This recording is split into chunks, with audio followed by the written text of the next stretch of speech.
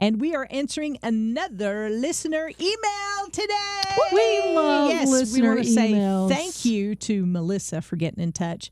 And she shared an email with us, and I'm not going to go into a ton of detail, but her mom's been married to in a toxic relationship since she was 12 years old. She's now an adult, and she's having a hard time forgiving this man because he continues to be a toxic person for her mom. And her question is, how do I forgive someone like him when he continuously hurts my mom? And so we're going to dive into that today. So get ready and put your seatbelt on. First of all, I think we have to start with forgiveness because I think we get the definition of forgiveness wrong.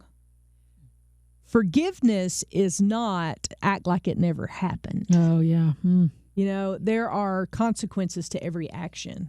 I'll defer to you as our counselor to kind of say, help us get a working definition of what forgiveness is. But I think a lot of people say, if I forgive them, then I am acting as if what they done did not have an effect on me. And that's just not true. No, it's not true. And neither is it allowing continual abuse or problems. Right. Yes. Yeah. So forgiveness is, I think, and I don't know that I'm the expert on this, but I would say that forgiveness for me is releasing that person from what they did as best I can.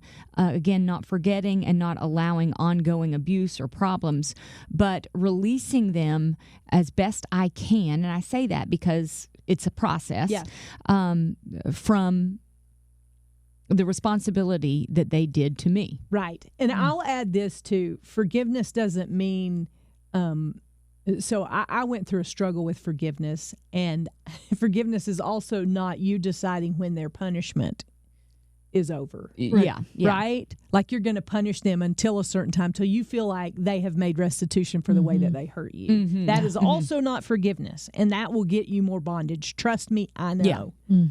Yeah.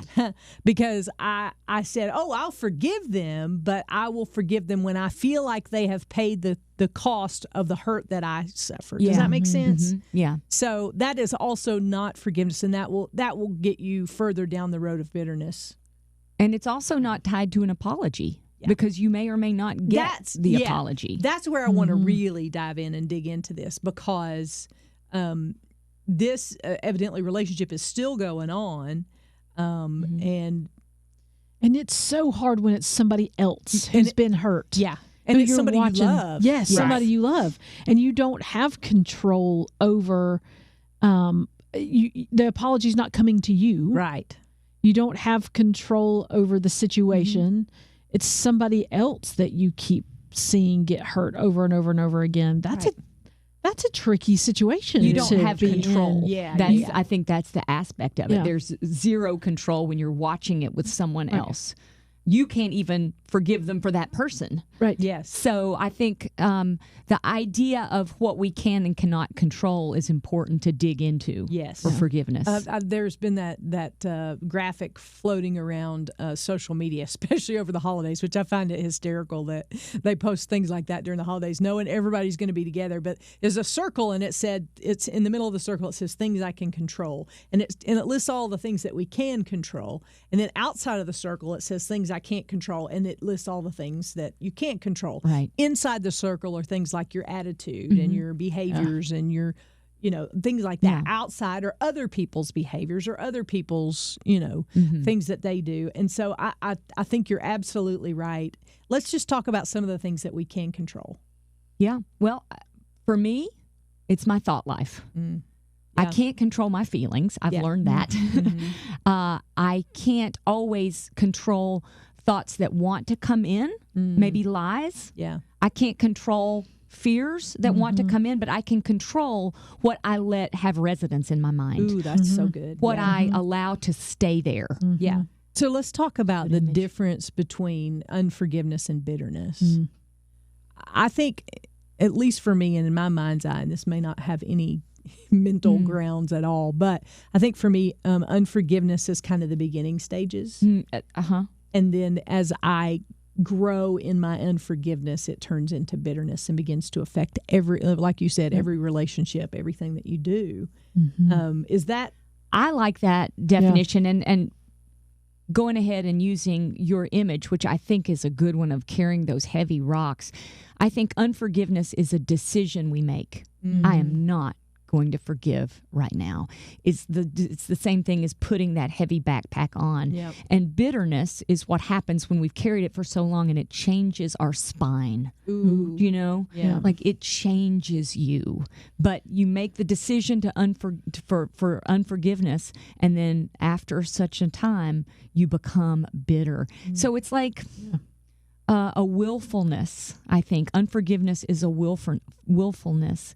And then bitterness is a poison that kind of changes you. Yeah. That's so good. That's a great analogy. Yeah. So let's talk about how to begin the process of laying the rocks down, to begin the process of letting God change us back into who he created us to be, and it's not the bitter person.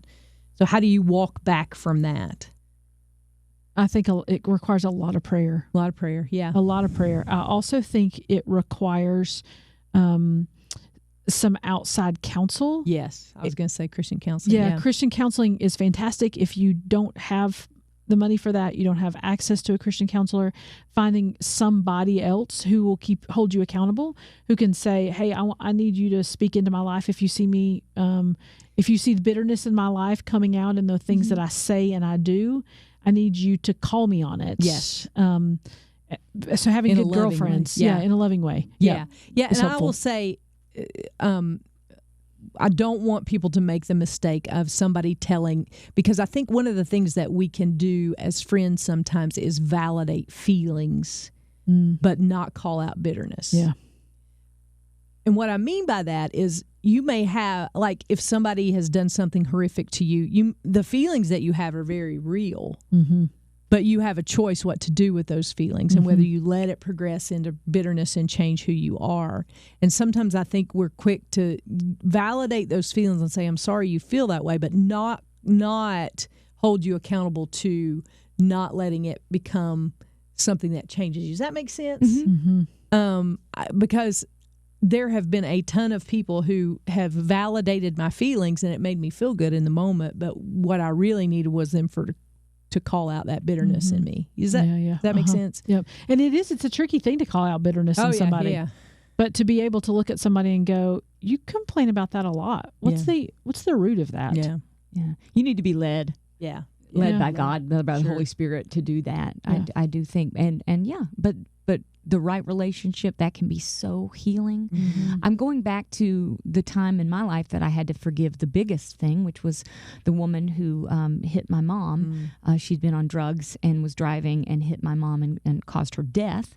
And so one of the biggest pieces of my forgiveness journey with her was when God called me to pray for her. Yeah. Wow.